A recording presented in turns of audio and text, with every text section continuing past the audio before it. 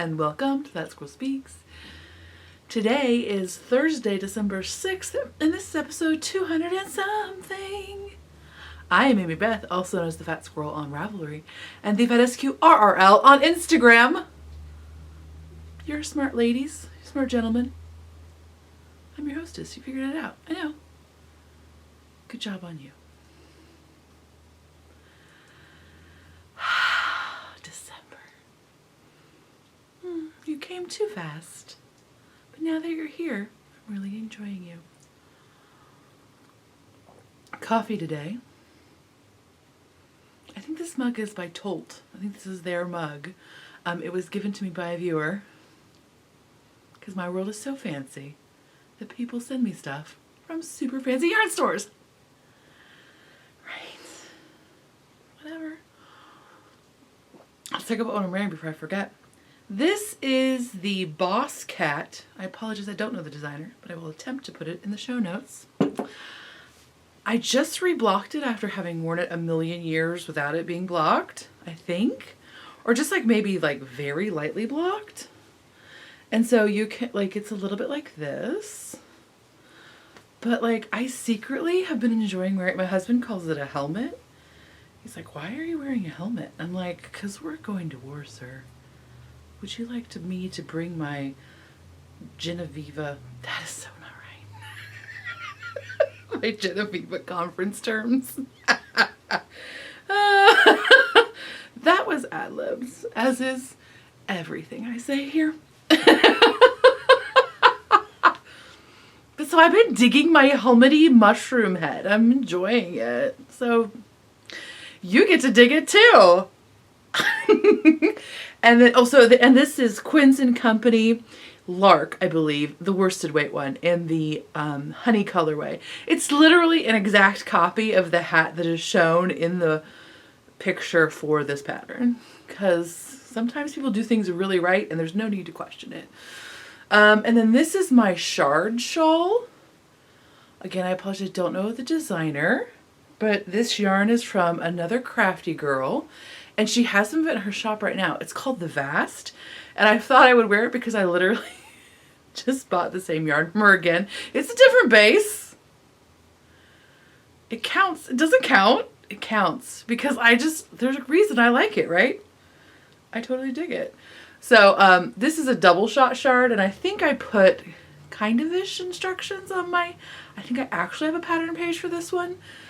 So the normal pattern just uses one skein, but I'm a big girl and one skein shawls just make me feel like a humongous girl.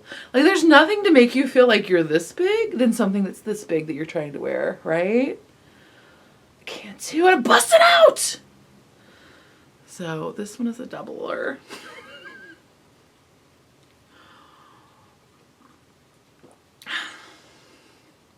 Okay, so then let's talk about actual podcast stuff. Okay, so let me say this to begin with. I'm getting situated. I'm in a different place. You can tell that, right? We're in my dining room because, winter solstice is almost happening and the light is failing us. But in ways that I enjoy now that I'm getting older. I don't know that I didn't enjoy them when I was younger, but now I especially enjoy them. Let me just discuss. I am the most predictable 40-year-old Midwesterner of slightly boring status. Okay, it's super boring, but I don't care because I like it. Shush. I totally have a Yankee Candle advent calendar. Confession time. That's what this stupid camera does to me. I was not raised Catholic. I was raised Protestant. And maybe that's why the camera does the confession thing to me. It just feels like it's time to empty your soul. Yes, I'm admitting it right now. I have a Yankee a Yankee Candle advent calendar. Judge me. Bring it on. Because you know what? I can't even feel your judgment from all my deliciously scented, softly lit room here. Can't hear it. Don't feel it. It's bouncing off of me because it can't make its way through the potentially toxic odors that are surrounding me. Don't tell me. I know scented candles are toxic. Just let me kill myself in nice ways. This should be a Diet Coke. I enjoy the smell of burning toxins, apparently. I'm really enjoying the pants off my Yankee Advent Candle, except they don't know how to make an advent calendar. I don't know if this is the first year they've done it, but their box is terrible. It doesn't have a thumb hole, like a finger hole, so you punch out the little thing. That's so enjoyable. But instead of being able to just like tuck your little finger into there and pull the door open, you have to like maul it and like bend it or like get a crochet hook and try to pry it open. They really need to work on that for next year. I should be on their consult team. Anyway, I can't believe I just confessed that. I'm shameless. Whatever. Actually, I'm full of so much shame. I'm at least, what am I, 90% water and 9% shame. The other percent is actually not even me. It's the other microbes that make up my body. You're looking at an illusion here, people. So I'm so fat. I gotta have room for extra shame and microbes. Whatever. What are we even talking about? You people that get upset when I talk about not knitting are really having a good time. Now, just don't watch this podcast. There are lots of other awesome podcasts that will talk more about knitting and won't make you look at their helmet head. Just watch those. They'll make you happier. Do that. Okay, so I have so many things I was going to talk about, but then I decided I should not talk about them. I do this a lot, actually. Let's see. Oh, I did not write your name down. I apologize. But you did send it to me in a PM, so maybe it was not appropriate to announce your name. Okay, so I recently published a How I Modify Sweaters pattern, and somebody PM'd me on Ravelry and asked me if I would talk about like the mental side of it. So like I gave you the knitting side of it, but like if I would talk a little bit about, for example, she said that she has trouble committing to knitting a garment for herself because of factors. I'll just leave it there. But those factors could be that she has an idea that she won't be this size forever, or that it's too much of an investment of time, effort, and money. There's probably lots of other reasons you might not knit a garment for yourself if you're a big lady. Actually, I feel like those are the reasons you probably wouldn't. Yeah, I think those are the main ones. So I thought, oh, okay, I'll touch on that in the conversational part of today's podcast. But then, like, there was an explosion of notes. So I think I might try to do that as December's bonus episode. And the caveat of that will be that I am not a professional at all, but I am a professional fat lady. I have been a fat lady, like literally fat lady, like not like a slightly non-normative size, like fat lady for like a minimum 25 years. So I feel like I can professionally speak as a fat person, even though I cannot professionally speak as a mental health person or like an anthropology person or just like an American studies person or a woman studies person. I can't speak as any of those people. But I can speak from my own experience, and I will attempt to do that in a bonus episode because I feel like we could all... Okay. Anybody who would be interested in the episode would probably enjoy a slight fortification going into diet culture's peak season, aka January. So maybe we could all use a little bit of a before that, so maybe I'll try to do that. Now that I say that, it sounds very scary and intimidating. Whatever. Maybe I'll do that for December. If I were to do that for December, and you have anything that you would now, like, I'll have to limit the scope of this, like, hardcore, because obviously. But if there's anything you would like to talk about or any comments you would like related to the greater public or, like, any sort of then I will go through those and like either like cull them for like specifically things that relate to this podcast episode or this bonus episode, or like maybe it'll just create like a whole series of other things for us all to talk about. And it would be great if this could be more interactive. And maybe I'll try to work on that for the new year, because that would be cool.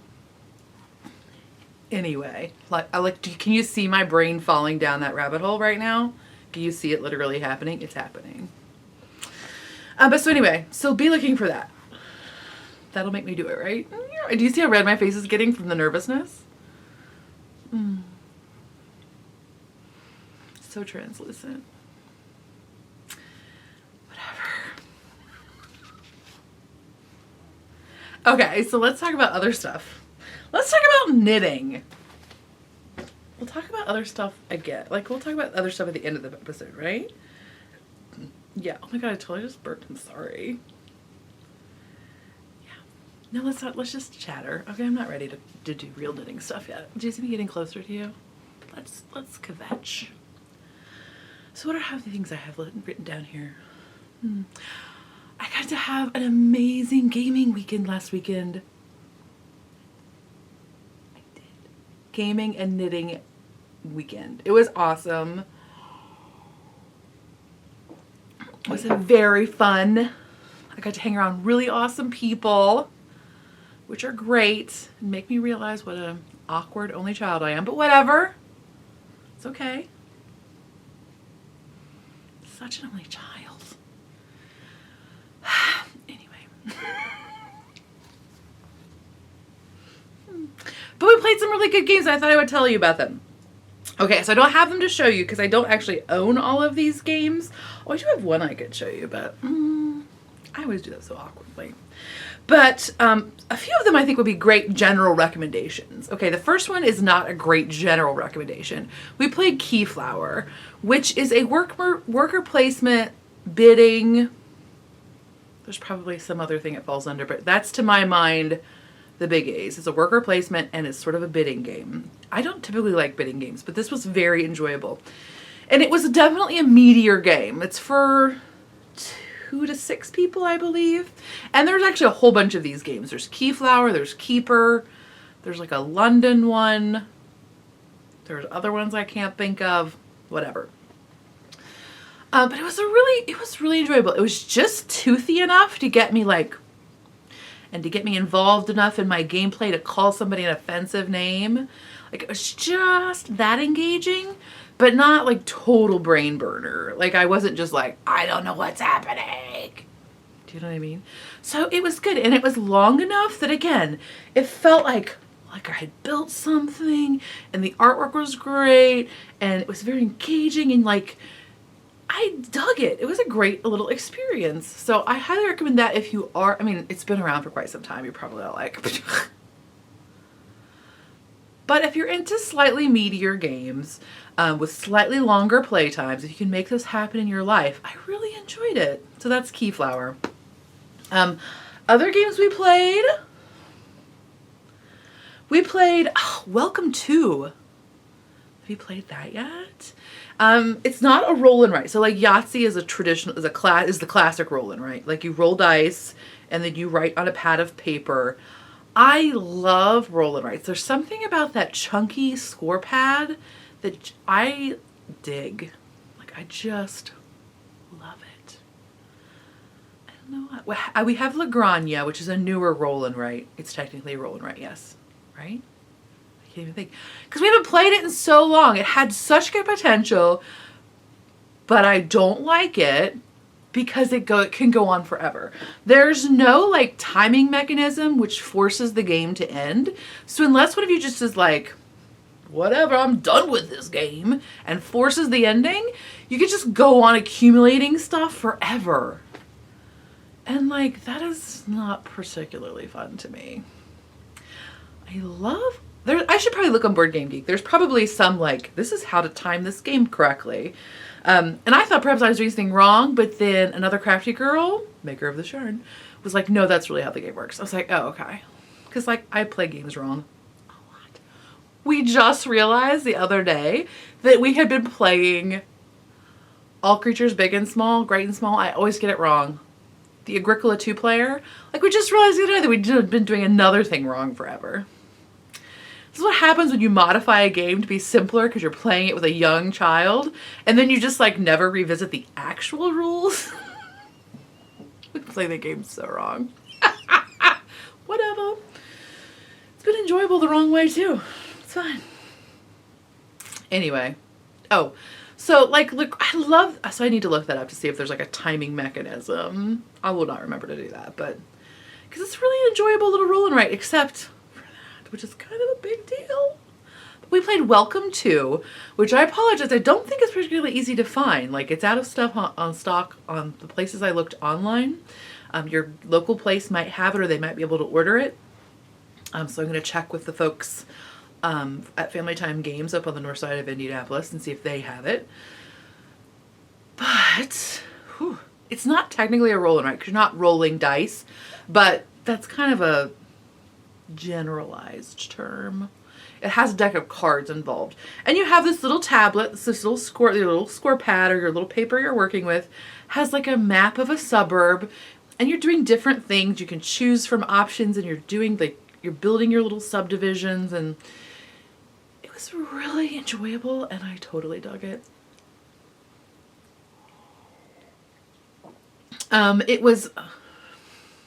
I should look these things up before I talk to you. Look at the complexity on Board Game Geek. The rules were just a little bit like, okay. But then once I started playing, it felt very organic. Like, it didn't feel like, oh, I forgot about that one weird thing. Like, it's all there for you on your little paper. This little scoring aids or gameplay aids were very helpful. Highly recommend it. I'm going to purchase it. I'm going to do it. I'm going to purchase it when I can. Then we also played Kokoro. It's K-O. Let me just take off my glasses to see if I can read this better, because that's the age I am now. And turn it to the light.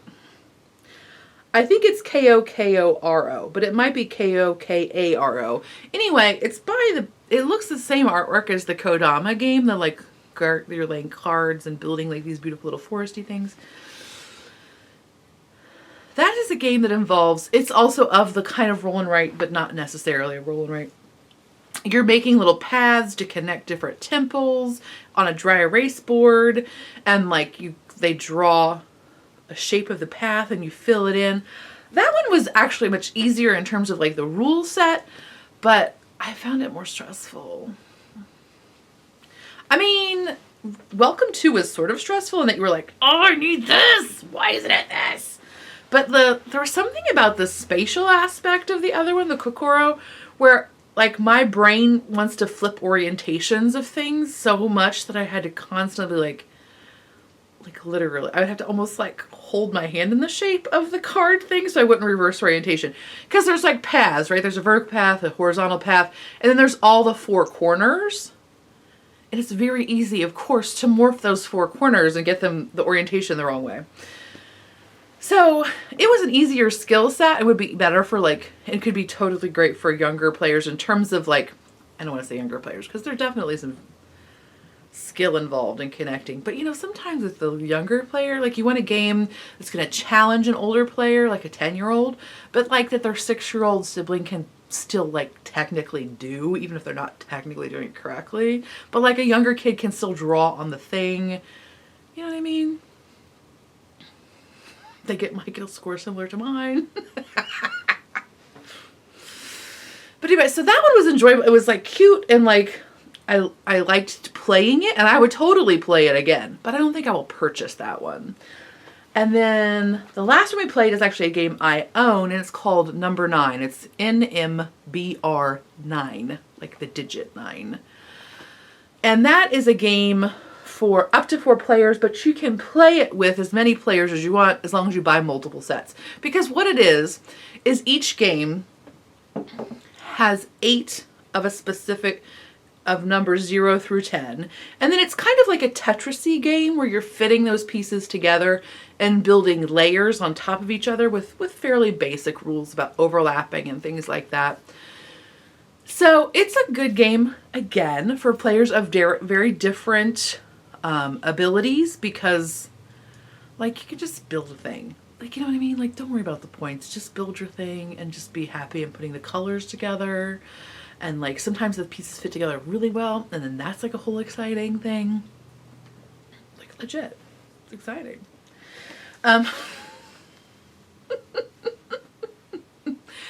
But, and it's also good for, again, it doesn't require any verbal skills, so it'd be great if you have different language speakers at the same table.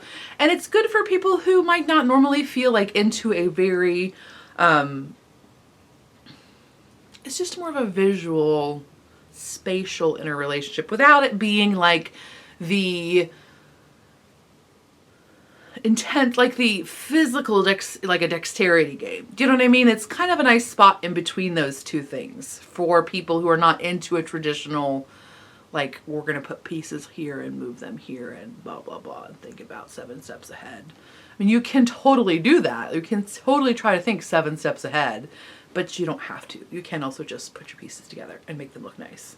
So I think I enjoyed that one. It's not as like, because you're all playing your own game, right? Like, it is just like solitaire. And I guess, again, the Welcome To is like that in a way too, as is the other, okay, all of the games I just listed except Keeper. But when you have a good group of people, I don't necessarily mind to play games that I'm technically playing on my own, because sometimes it's actually less stressful. Like, I can enjoy the conversation around me and don't have to worry so much about keeping my eye on 75 different things. Do you know what I mean? Or like in a cooperative game where you really all are like contributing, hopefully in a positive way, to the game's outcome. Like, I'm like, I'm just gonna kind of space out on this one and just lay my tiles down how I want. And like, I'm gonna participate in the conversation around me, but like, I don't care if I get 1,000,000 points. I'm just enjoying playing this game. You know what I mean? So I don't actually mind solitaire version, like playing solitaire with other people. I enjoy it. Where was that going? I don't remember. I guess I was saying that that's what number 9 is. Okay.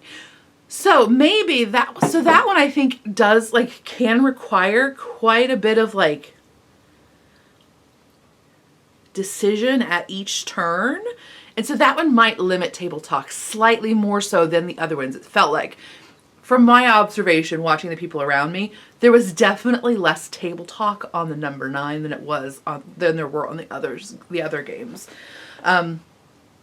So, and maybe that's also because it's just like again, there are so many options at each turn. You can put your piece wherever you want to almost.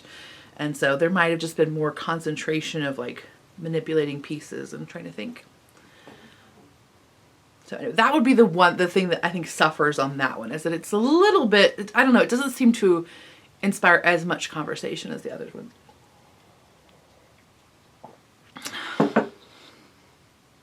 Okay, now what else are we talking about?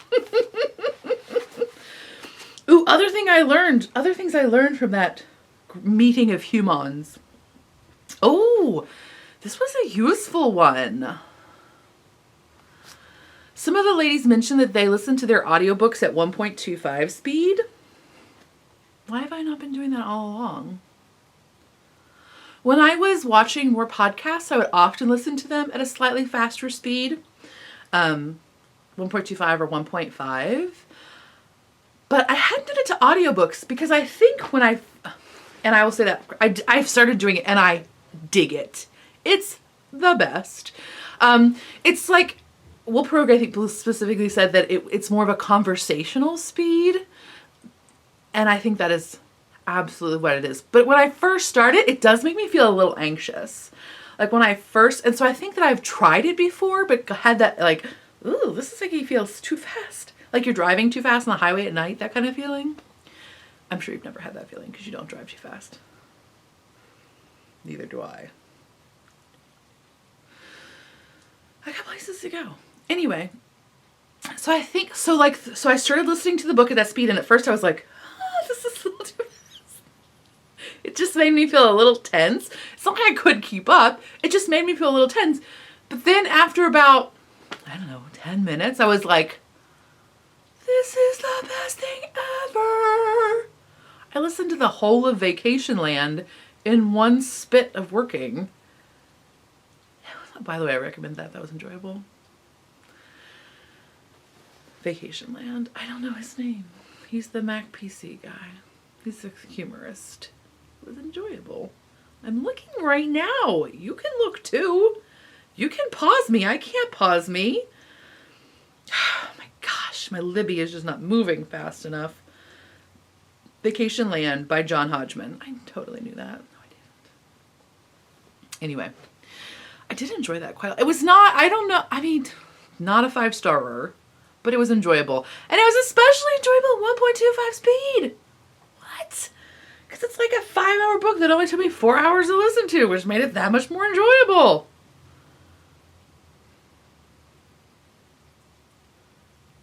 I think that's the amount of time he had to say things.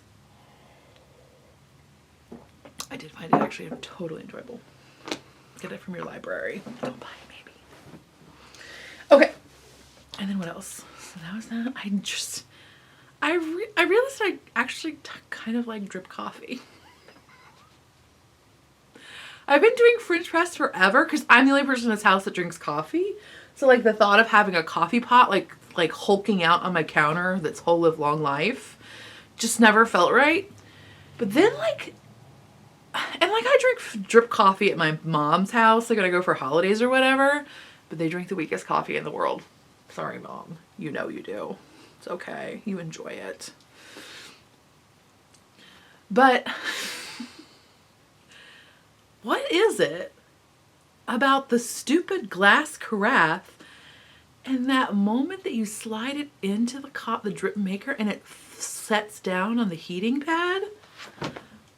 I forgot how intensely enjoyable that is. Now that makes me kind of sound like I'm high all the time that I would notice that. I just realized it as soon as I told you. But like, you know, enjoy the small things in life, yo. It's like somebody complained about me giggling on the podcast and I didn't answer her because like, whatever. But I was like, if you're an introvert and you can't laugh at yourself, you're gonna have a hard time. You know what I mean?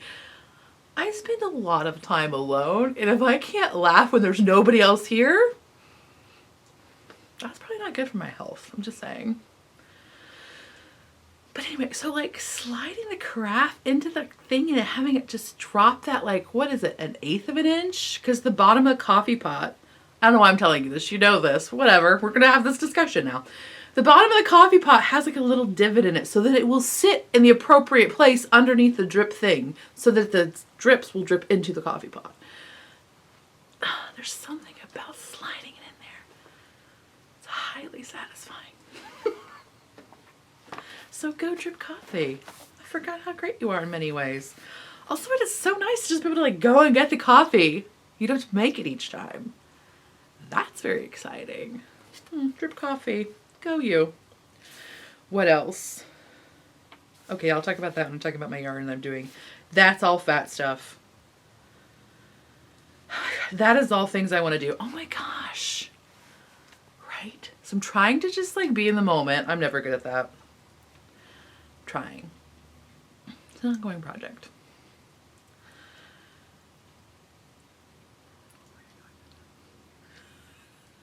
Where are we going? I don't know. Why was I talking about wanting to be... Okay, because there's lots of things I want to do. That's what it was. So I'm trying not to get like swooped up in the like anticipation of all these things I want to do and just enjoy the things that I am actually doing.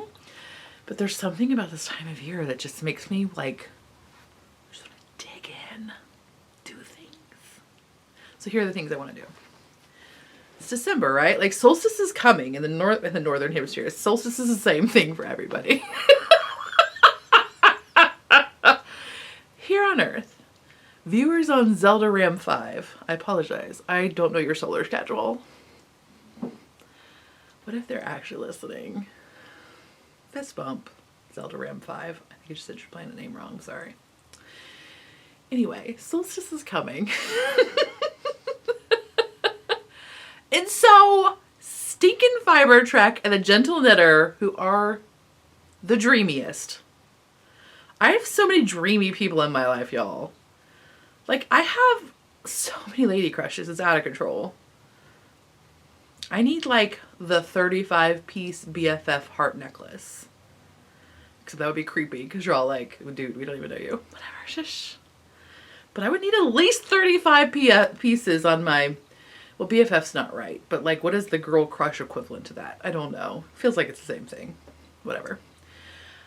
So many lady crushes. Fiber Shrek and Gentle Knitter are like, yes, we're totally going to do a cowl for the Hedge Witch shawl. What? Wait for it. We're going to do it between is it the cold moon? Is that what we're doing? The cold moon and the wolf moon, which is like the full moon of December and the full moon of January.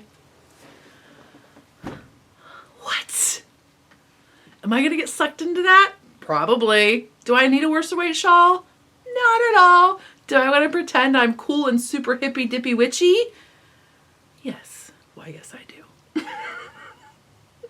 Also, it's like a Cancer full moon, so I'm pretty sure that means something extra for me as a Cancer. Just saying. Feeling very emotive, so that makes sense.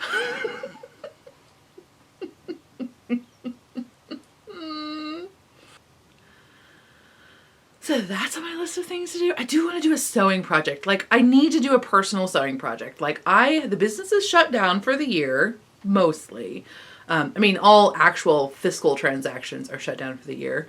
Everything is out of the house that is owed to anybody. And so, like, this is a perfect time to do personal sewing because I don't feel like, oh, I do feel like I should be doing X, Y, Z, but you know what I mean? It's easier to push that aside.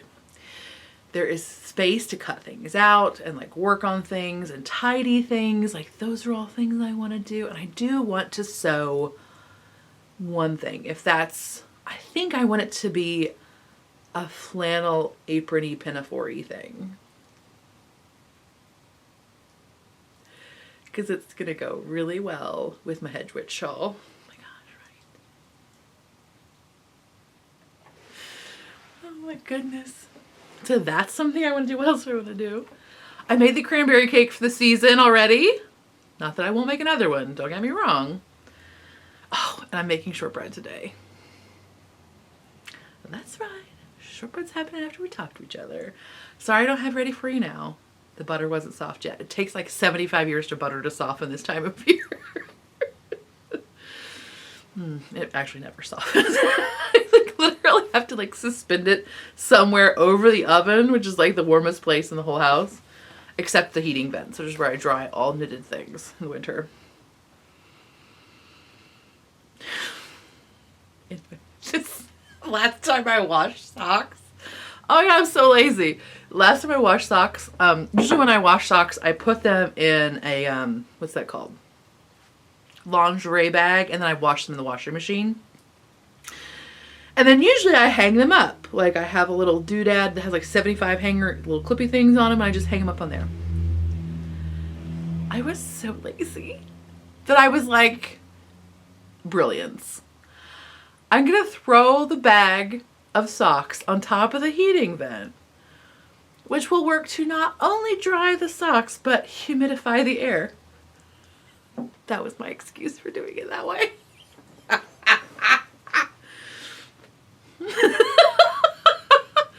Whatever. I think it seems legitimate. I'm gonna keep doing it, let's not lie. Our hair is so dry in the winter. It's like we live in Colorado or something. Do you see? It's so dry. There's not enough lotion. Really, these are the times of year where I start to fantasize about just like having a lotion wall that I just like sit back in for a second. And then have like the Wizard of Oz buffers that buff out the Tin Man. Buff the lotion into me. I don't need a Roomba. I need that. Can somebody get me a lotion Roomba? I'm just really imagining what that would look like. And it's awesome. Don't you imagine it. It's crazy. Don't do it. Stop. Don't think about it. Don't Google it. I don't know. Maybe you should Google lotion Roomba. No, don't. I'm sure it's terrible. Don't do that. Okay, sorry. Okay, so then, okay, let's talk about knitting. I think that's all the stuff of ridiculousness. Creamer cake. Oh. Also, I need to make beeswax wraps. That is something I need to do. I need to do that. Because I may be giving those as gifts to our friends. So I probably should figure it out if it's going to work or not. I want to do the beeswax, the food wraps. I got the pine resin and everything. My husband is like, what is pine resin? I was like, I gotta be honest, I'm not really sure. I mean, I'm assuming it's resin for pines. But let's face it, I've obviously gone off the deep end. There's pine resin in our pantry. And then I need to cast on a marled project. Those are all things I really want to do. Whether that's the Marled Mania cardigan or like a marled, I kind of maybe think I want to do like a marled fade pullover. That's not a pattern. But I feel like maybe I want to do that. Wouldn't that be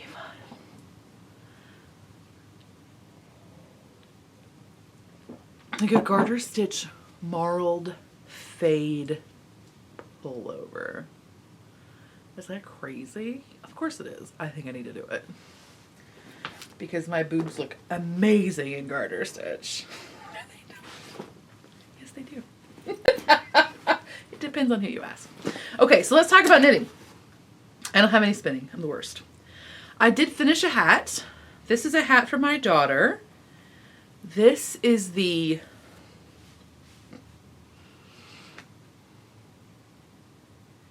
thermal hat. It is a free pattern on Ravelry. I'll put the designer in the show notes. You can find show notes at thefatsquirrel.com. This is for my daughter. And this is Into the Whirled in her superwash nylon fingering weight yarn. I'll put the colorway in the show notes, thefatsquirrel.com. And my daughter wanted a shorter one because she's into this place where she has bangs. That makes life very different. I realize that it's like I'm talking about how I don't like certain weights hats because they itch my forehead. I'm like, oh, I could have bangs.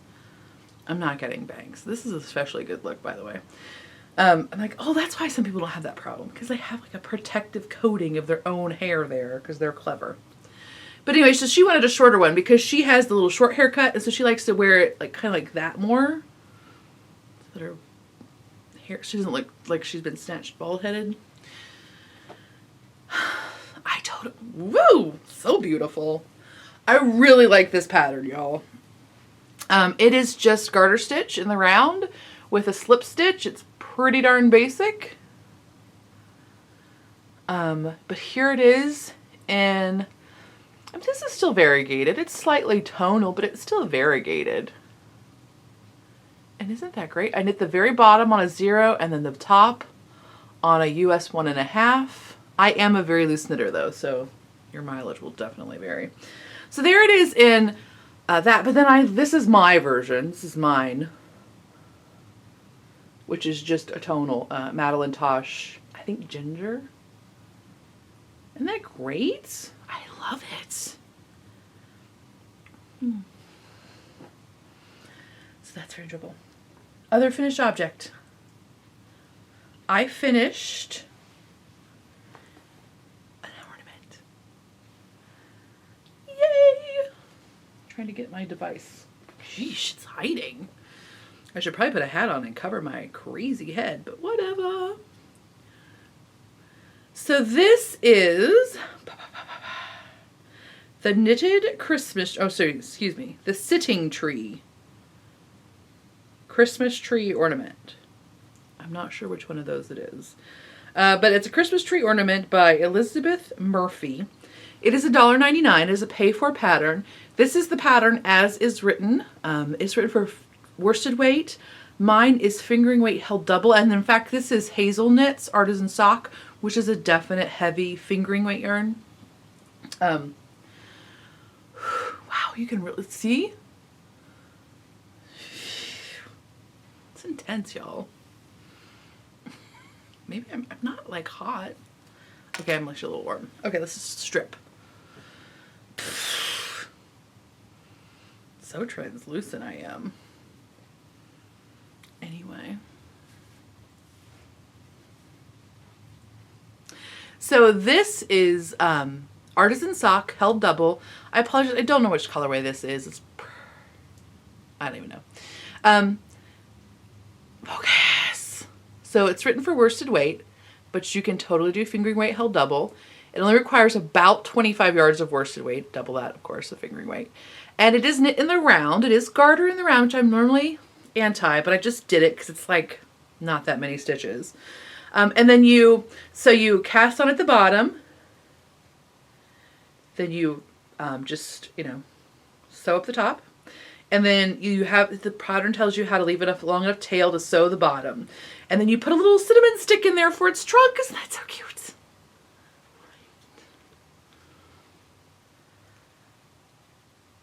So cute, right? So this one is a little bit big for me. This is the finished size that is suggested, which I think is like 3.5 inches by 5 inches. What am I doing? I'm out of control. But I think I would like mine to be just a tiny bit smaller.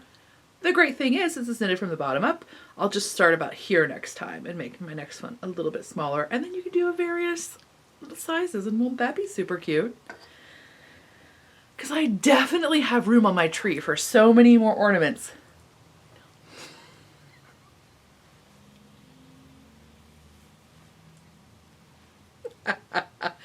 It's crazy in there, y'all.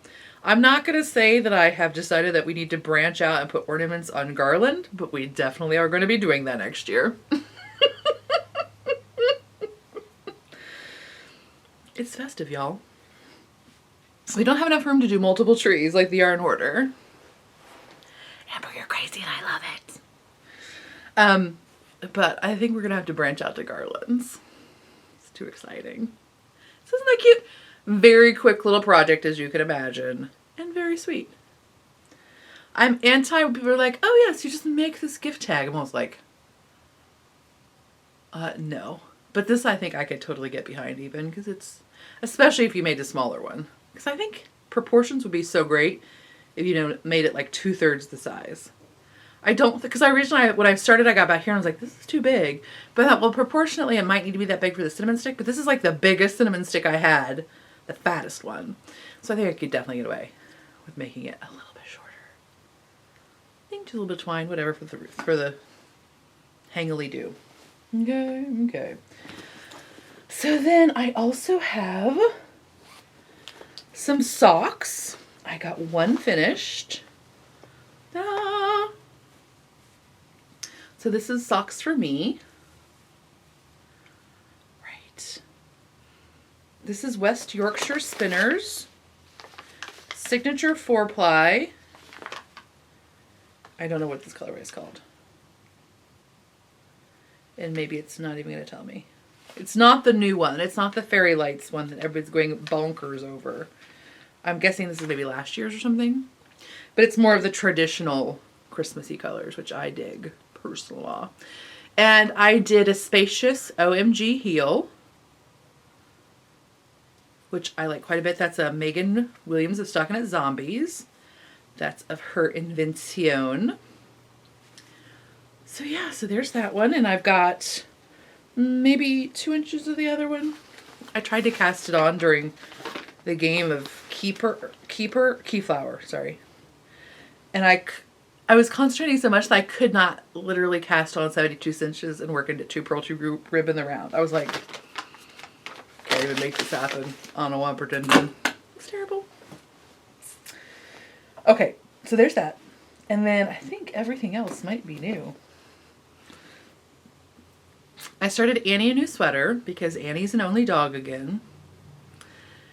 So now she has to receive our love. Poor Annie. She's going to have so many pajamas. Sorry, Annie. You have to wear all the clothes now. Sorry. So I started her a new sweater. This is like from the, this is specifically the mitten kit, the Blue Sky. That's not right. Tarnation. All right, I'll be right back.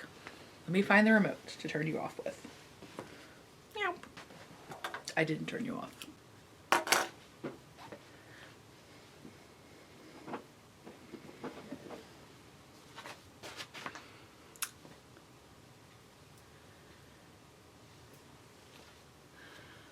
So it's one of these like stripy kits that you can get from Blue Sky Fibers.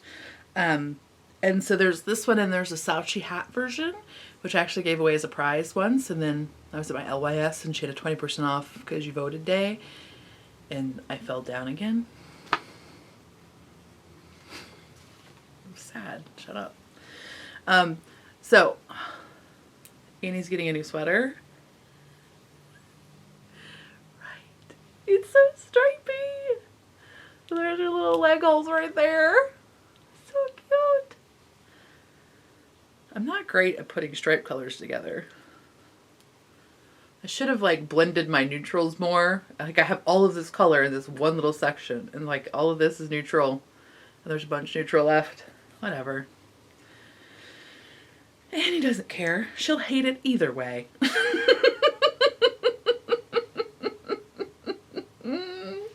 So there's that. And so I'm knitting that on US 5s, I think, or something. Oh, what pattern am I using? I don't actually know. Actually, I do know. I am using, on Ravelry, you can find the Perfect Fit Top-Down Dog Sweater. It's a pattern generator, like where you figure out your gauge, you figure out your dog's measurements, and you plug everything in, and it gives you a pattern. It's by Traveling Tree Designs. And so mine is slightly modified in that it's like 2x2 rib. And I think I made this part a little bit longer than the normal suggestion, but whatever. It's pretty much just like a fit it to your dog kind of thing. Do you see my stitch marker? My progress keeper? I may have ordered some lampwork mushrooms from Russia and then made them into my own progress keepers for me. Because as I said, lampwork mushrooms from Russia. I'm basically the fanciest person ever. Like, what? Come on, camera. Work. Right?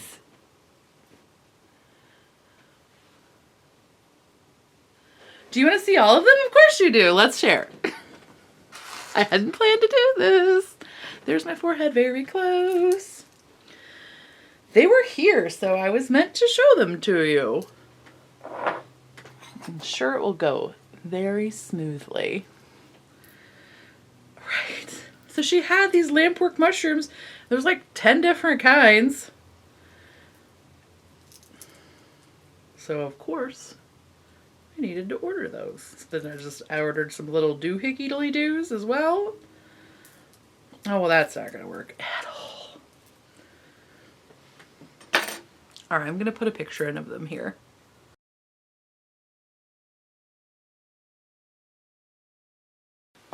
Did you like my stitch markers? Aren't they cute? I'll put a link to her shop in the show notes. I will say one caveat is that a lot of her pictures have like, they show a mushroom with like a little tiny baby mushroom off to the side. I did not get any tiny baby mushrooms on mine. But they're still very cute. So I would not say they're 100% as pictured, but they were very affordable and they came from Russia with love, so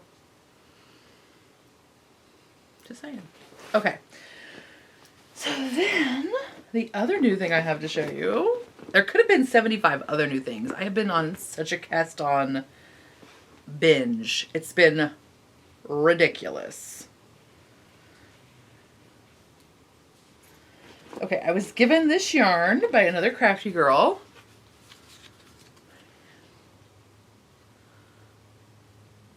Right. I have some more to show you soon too. But this is her strong sock base. And this is the Friends That Inspire Us colorway. I'm totally in there, I'm red. I know, it's so fancy. So, she does amazing variegated yarns. And sometimes I get this hang up about variegated yarns where I'm like, oh gosh, variegated yarns, they stress me out. And so then I get stressed out and I don't want to knit with them. Wait, that was another thing I learned this weekend. Let it go. Like the thing I knit is not going to look like the skein of yarn. Let it be its own thing and enjoy that thing. Like, I get into this weird thing where I'm like, I can't knit that variegated yarn because I'm not doing it justice. Like, I felt like my shard shawl, like, I was like, oh, this does justice to this variegated yarn, right? Like, and it really does. Like, I'm not in any way downplaying it's the justice it applied. That's not correct, but you know what I mean? Like, the justice it did to this yarn. But like, not everything has to work out that way, and that is okay. Like, I started several things with this yarn, or like thought about several things with this yarn, and then I was like, oh, I don't know if it's going to show off all the colors enough, or is that going to be true to what it looked like in this way? And like, and then I was like, you know what? I think I need to just dial it back, which is generally advice to give to myself 24/7. Just let it be what it's going to be and enjoy that thing. And so now I am.